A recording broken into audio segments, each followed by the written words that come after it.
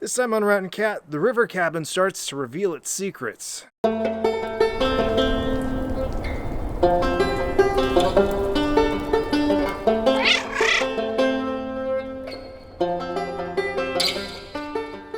This is our first day owning this A-frame cabin, and I'm really excited.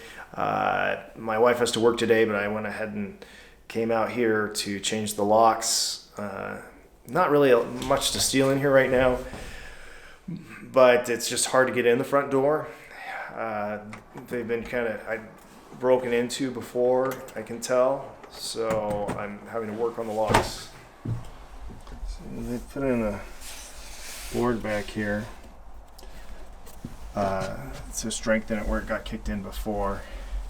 It's kind of dark, so hard to see, but this extra plate, but they didn't chisel the plate in to make it flush, so it's catching on the door.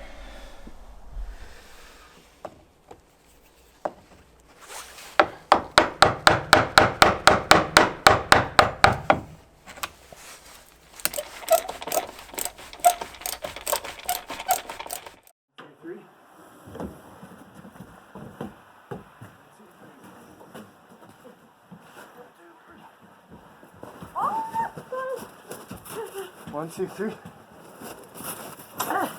And 1, 2, 3.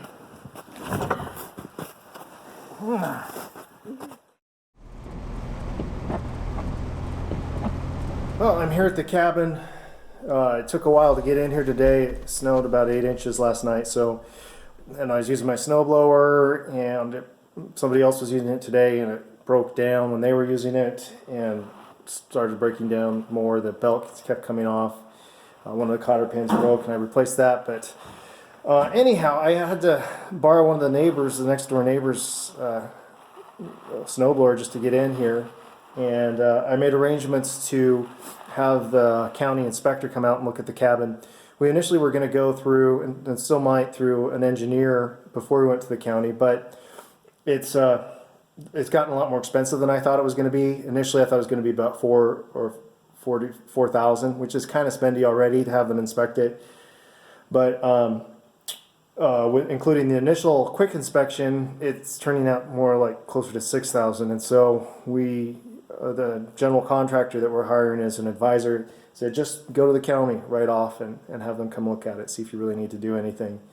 So I drilled into the concrete blocks tonight, or this afternoon and evening, and they're solid as far as I can tell. I've drilled in 3 inches and still hitting concrete in the samples I took. And when we were buying the place, we couldn't find an access to the crawl space. We just found it the other day when we were looking in the cabin. It's partially covered up. We had the building inspector and a couple engineers look through the place. They could not find it, but it's here under the steps. So I'm about to look under here.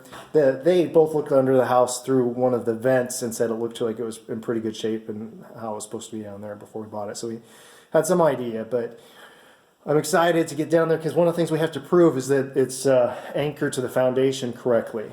And that could be difficult if it's not. Yeah. But it's, yeah, so big moment right now.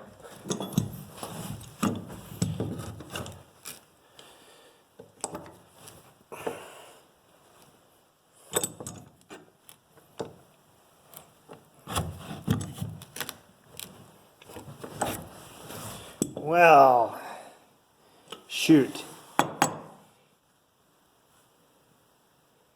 I think it's actually still nailed across here. I'm going to have to come back here with a crowbar and pull all of these nails. Nobody's been under this house in about 40 years, 30 years. 80, 90, yeah, almost 40 years. Oh, shucks, I thought I was going to get in there tonight. Looks like they cut it out and thought they could just pull it out. Maybe with a crowbar I can, but I'm pretty sure it's too solid and will not come out. After 15 years of working on remodeling our houses that we've lived in and stuff, I've come to realize that I need to expect the unexpected, and things are always more difficult than almost always more difficult than I'd like them to be. But that's kind of the fun of it, I guess. Some days it's fun, most of the time it's frustrating, but maybe there's buried treasure down there.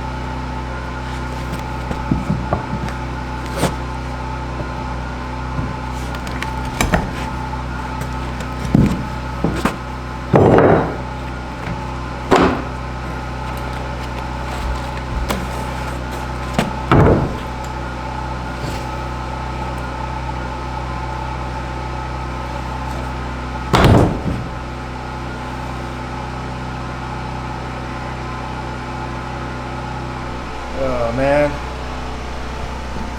I did not want to see this.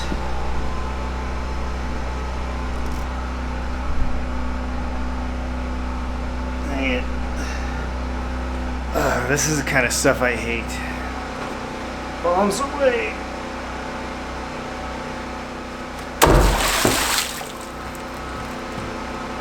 I knew this hadn't been covered. It was just bare ground. It needs a vapor barrier down there. It needs to be insulated. I was not expecting this water.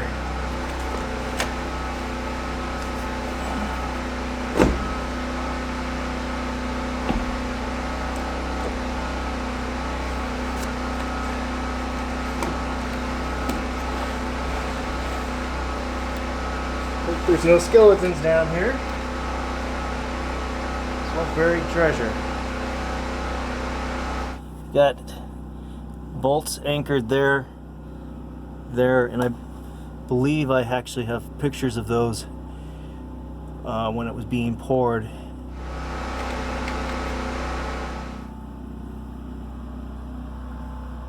Looks like they were draining that out towards the end of the house there.